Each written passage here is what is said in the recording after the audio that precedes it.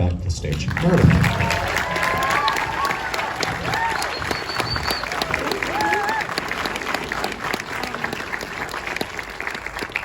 So much. I would love to bring to the stage some of the cast and crew who are here. So excited for you to meet all of them. I'd love to bring up Ally Maki, who played Judith. And Nyah Breitkreuz, who played Stephanie. Remy Marthaller, who played Emmy. Hannah Voss, who played Sam. Cinematographer Norm Lee, Isabel Paganine, who's the head hair and makeup artist, and Oscar Vargas, who was doing sound design, and producers Tyler Hagen and Sarah Blake.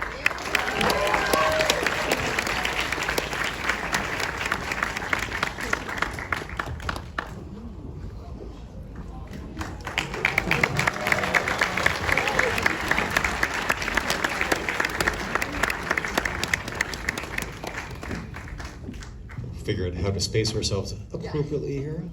Maybe got some more length on this. Another round of applause for everyone up here. Let's do this.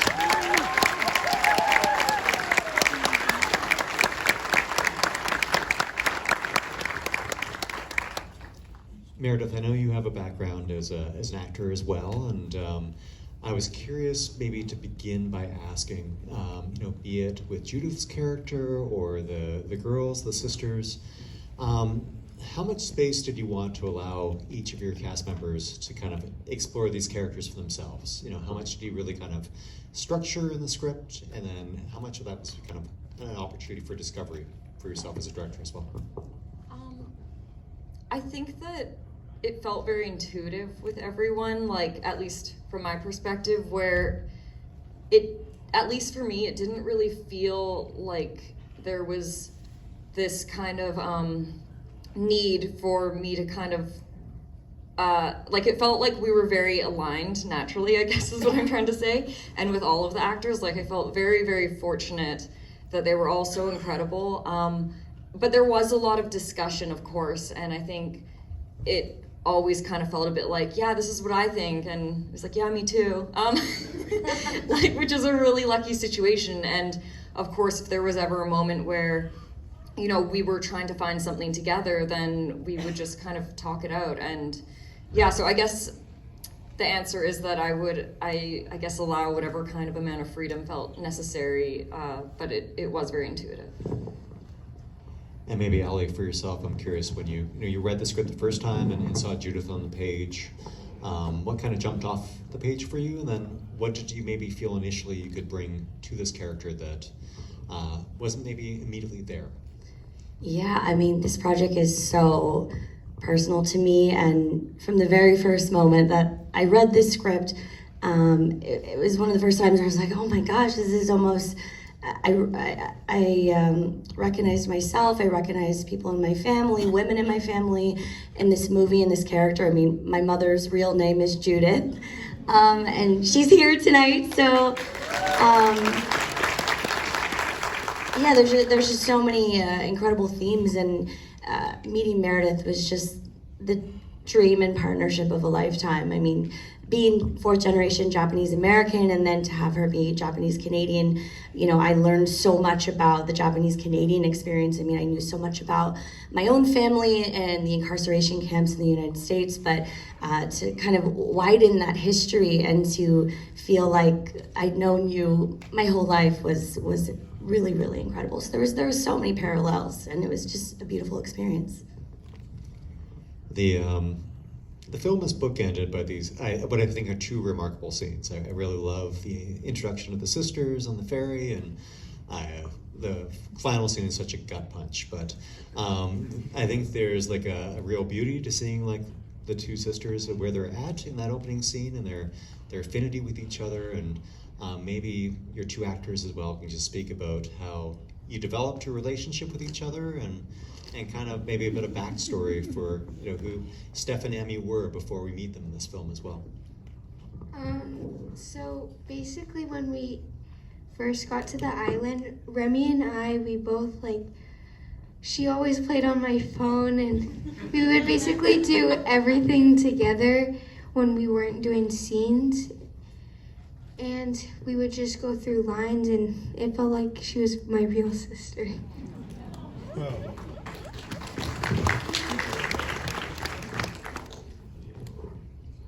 I really liked filming this movie, and I made a lot of friends and lots of memories.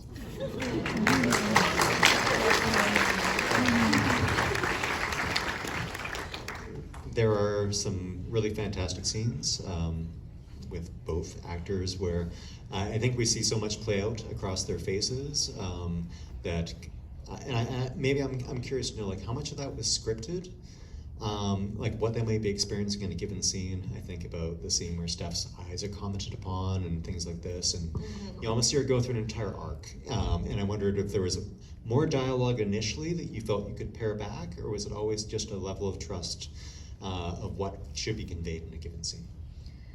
Yeah, I mean, I think that both Nyah and Remy in those really, and Hannah and everyone, all of the cast did such a great job of interpreting what was behind the moments. And, you know, pacing wise, when we were on set, I always encouraged them to slow down if they felt it was natural, because I do think that I wanted them to be able to kind of find those silent moments in between. And I think they just, again, all understood it very well by the time we got to shooting. And so, yeah, it was scripted in the sense that it might say there's a moment of silence, but how they interpret it was so beautiful. And, you know, yeah, I was just very lucky to have it be so easy with all of them. Yeah. You have been such a gracious audience. I'm happy to turn it over to any questions that are in the audience here. Right over here. Hey, wonderful, wonderful movie, first off, thank you. This is for Meredith, and specifically writer Meredith. One of my favorite elements of the movie was Judith's kind of like loss of her heritage and trying to kind of, the guilt I guess she feels about that. And I thought it was such a unique way of exploring it through the lens of this resort. And I'm kind of curious where that idea came from to do that. Was it that you had that theme in mind and the resort came later, or was the location kind of the first thing that came to you and the theme came after that? I think the first thing that came to me was when I first started writing this, I was thinking of a time when I was quite young and my parents went through a divorce, and I went through a period of very intense anxiety, much like Remy, and I wanted to capture that that state, but for all of the characters going through this, that sense of unease and that sense that things are out of control in our lives. I do want to say that my parents' divorce was completely different. I think when I say that, everyone's like, okay, this is like, you know, this is like what happened. This did not happen. My dad is like a polar opposite from Steve. I never saw them argue. I think I was more just interested in capturing that sense of, yeah, that unstable foundation. And so when I was looking at Judith's character in particular, I started with kind of thinking about how she has a lot of confusion around her identity and her role in life as a woman and as a mother. And then early on in the process, I started to look at, you know, my own racial identity. It's something that I wanted to bring into it because I think that for the Japanese Canadian community, there has been so much loss because of the incarceration of Japanese Canadians and Americans. It's very, very common, and this is something that I actually connected with a lot of other Japanese Canadians throughout the process, is that this is a very common experience that we have all lost touch with so much of like that side of our histories, because it's just something that, you know, our grandparents and that generation, they didn't want to talk about with their kids because it was, I imagine, very painful and traumatic. And I think they just wanted to, after so many years of being told they don't belong, for their children to belong. So it makes complete sense, you know, why this happened, although it is obviously completely horrible that it did. So when I was looking at basically just Judith's kind of confusion around identity, it felt really essential to include that as well.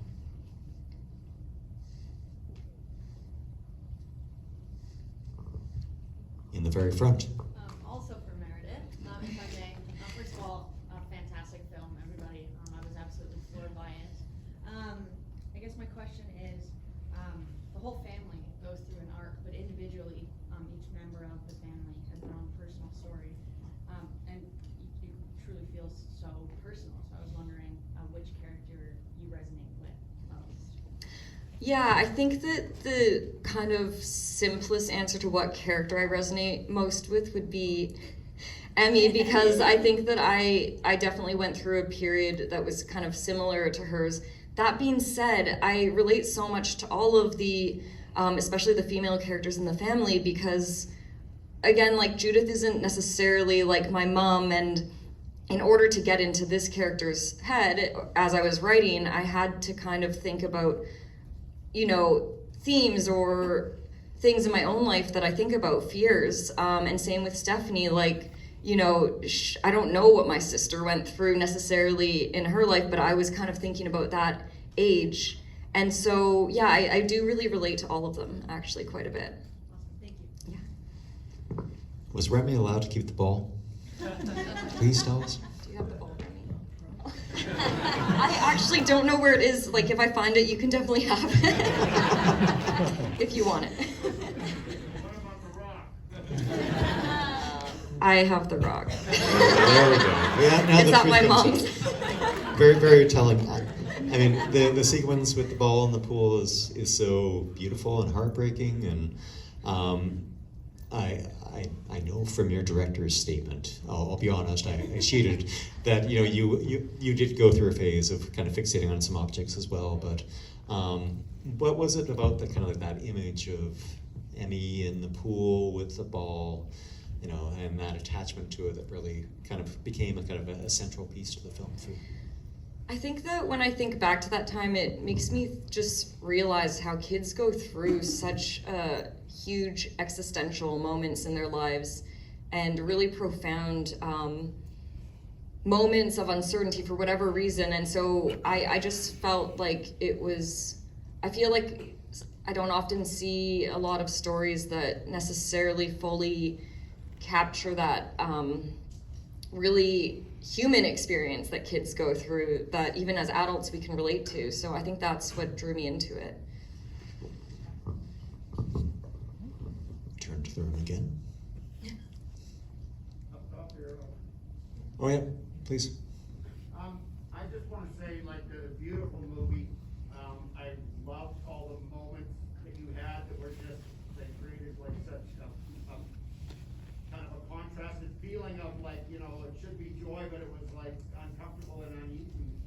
I thought there was an amazing acting from everybody in it, and I loved the two girls, the two daughters. And I really liked the contrast between that relationship and the parents' relationship. And, you know, even when there was times where they were fighting, they always were back together because they need, you know, they rely on each other. So I just wanted to make that comment, but I also have a question. I love the effect of the, you know, the ghost or the mystery or what, for the cinematographer. I think I have an idea how you created that, but can you explain the process and how that came about and you ended up with what you did?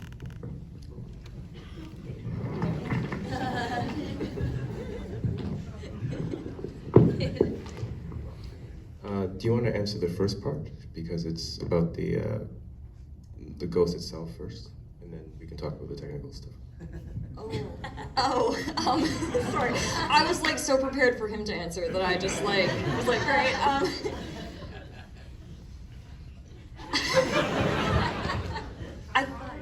Evolve or get to the point where, you know, it was kind of the floating in the room, and like I thought it was very effective, and it was beautiful. It was beautiful yet like scary. Yeah, okay, so yeah, I can answer this. I think that I think partway into the writing process, we were chatting about the script, and I think something came up where I was like, oh, it'd be really interesting if we actually showed this through the ghost perspective, because it would be interesting to show the 3 generations in some form and to have something more tactile to show the grandmother's presence. And I think that the ghost also represents fear, and how it's something that is kind of, you know, fear and our history and these kind of difficult things to comprehend are sort of haunting us, but then in the end it actually, in a sense, alerts Stephanie's character and is protecting Emmy in a way. So maybe Norm can now chat about how the cinematography of it. Yeah, so the film has 3 separate styles of, you know, visual languages. The parents, the kids, and then the ghosts. So, you know, I guess I would talk about just the 3 different styles first, because the kids, we were swept up in their world. It was more subjective, and it was handheld. So, but we wanted to reflect the kind of what they were going through and the instability that they were potentially feeling with the parents' crumbling relationship. The parents, we felt that we wanted to be a lot more stable and static and stagnant to reflect their relationship as well.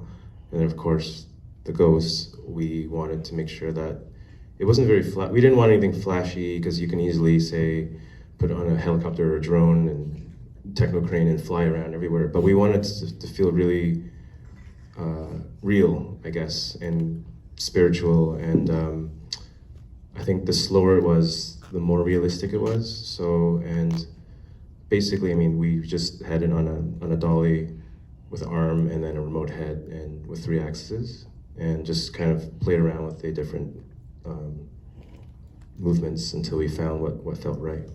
So, yeah. Norm, well, you still have the microphone. Take it back. The festival's shown some of your work as a cinematographer before, including something you said last night, last year, and The Body Remembers When the World Broke Open. I think, from my vantage point, you have a really remarkable skill for achieving this like really intimate proximity with performers, and yet not being intrusive with them. And I'm curious, maybe from your standpoint, and then also from the performer's standpoint, like how that relationship is achieved, and how the level of trust of yourself being in close quarters with them does not intrude or upon their performance as well. Very good observation. I think basically when I work in the handheld form, I really like to allow the performers to just be who they are and then react to that. I think I always kind of put myself in the headspace of the character and try to just reflect that in my movements and my feeling and my body motions to, just to be them. And that's something I really enjoy doing. But I also really enjoy not doing that. So I really enjoy kind of now sitting back and watching from a distance and observing from a very objective standpoint. But this movie allowed a bit of both, and a ghost camera. So yeah, we I forgot the second part of your question. Actually, the second part can be for any of the cast members, maybe Ally, for yourself. Was this a different relationship that you found like on set in terms of like the proximity of camera to you, or maybe any conversations you had with Norm and Meredith about how this would be captured on set? I mean, this process absolutely changed my life, and shout out not only to Meredith and Norm, who just from day one had the most incredible vision and stuck through it, executed it to the end, but also to our young performers, because obviously this whole entire movie was shot on film. And I mean, that was an extraordinary challenge, but also to have a lot of our cast members, the first thing they're acting in ever. So everything you're seeing, a lot of it is just one take, or we're getting 1 or 2 shots at it, and everything has to be in complete order. Everyone has to be on the same page, and these young performers just blew me away every single day with how prepared they were, but also the little tiny things that they would bring to these characters that I wasn't expecting, Luke wasn't expecting. I mean, Remy's so incredible that if I forgot one word, she'd be like, Ally, you didn't say but that time. I'm like, oh, thank you so much. You're right, I didn't. So it was a phenomenal process. It almost feels like theater, you know, we're all living in that, you know, the resort, the retreat center together for the whole time, eating together, you know, with all of these, so many people here, and it was just a beautiful experience. Do anyone else want to speak to how Nora? No? Ally said it all? Excellent. The cave itself, it is such a striking motif in the film, and curious, you know, if you had to adjust elements of the script once you got to location scouting, or how much the two, what was the kind of like back and forth between actually finding these locations and based upon what was in the script and then adjusting the script to what you actually found? Yeah, the cave was very challenging to find. Norm and I went searching for it about a year before shooting because I was like, this is gonna be a nightmare. Like, where are we gonna find this cave? And finally, we found this beautiful cave in Rosie Bay in Tofino, but the thing is, you have to walk from South Chesterman Beach parking lot, 15 minutes on the sand, you go around this rock, you get to the cave, and when the tide comes in, you actually get stuck. So you only have about a 3.5 hour window. So that was a bit terrifying, of course, because we were also leaving that to kind of the end of the shoot. So the whole time I was worried about that. And on top of that, a few months before shooting, we went to check out the cave, and what had been just a complete sandy ground before was like deep pools of water. Like the sand had gone down about 15 feet and it was just boulders and pools of water up to here, like definitely too deep for any kids to be walking through. And then that we were coming up with all these kind of strange ideas, like maybe we'll put decks in, like things that would have been very hard to do. And then fortunately, as we got closer to shooting, the sand started to go up, and then by the time we shot, it was just the perfect, so I guess we didn't really have to change the script, but I was definitely stressing a lot about that location. I believe we have time for one or two more questions from the audience. Oh, yes. I'd also just like to say that there was also a build of the cave as well. So when all of the kids were swimming in the cave, or when I was swimming in it, that was definitely in a pool as well, which was, of course, essential to shooting it. Understood. No children were endangered is what you want to assure us. Excellent. Good to know, good to know. We have like two in the middle there, so we'll go here first, a little bit more forward, and then the one behind. You, with a hand up, yeah. Beautiful work, I loved it. I'm curious to see Oscar sound designers on stage, and I thought it sounded so beautiful. I also noticed there wasn't a score in the film, and I didn't notice that until I thought about it afterwards. I'm curious, so can you talk a bit about the sound design, the music that in the movie, and how you kind of built such a beautiful, you know, it was so riveting without needing that. Hey, Sophie.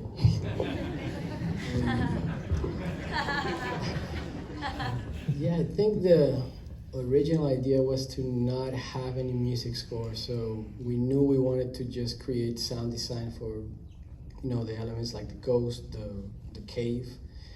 At the end of the film, I think we decided to, well, I didn't decide, I don't know who it was, but I know Meredith told me that we were going to call it a composition, a music composition, which I was glad. Yeah, I guess for the process, I'll say I feel like the most fun that we had and the most challenging was probably the cave.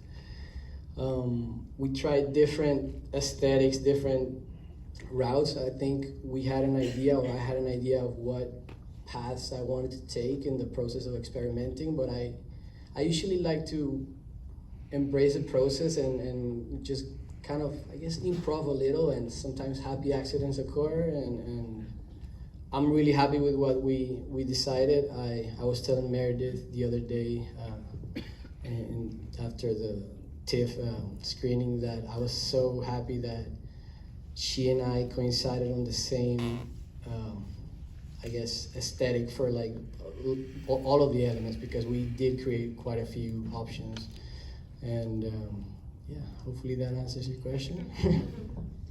Great. And we had one more in the middle as well. This is, I guess, a question for both Ally and Meredith. I'd love to maybe hear Ally's first, but it's a beautiful film. It's amazing. It's really honest and great. Something caught my attention pretty early on. The characters being Alice in Wonderland. I love when movies use that because it's such a sensical, nonsensical book.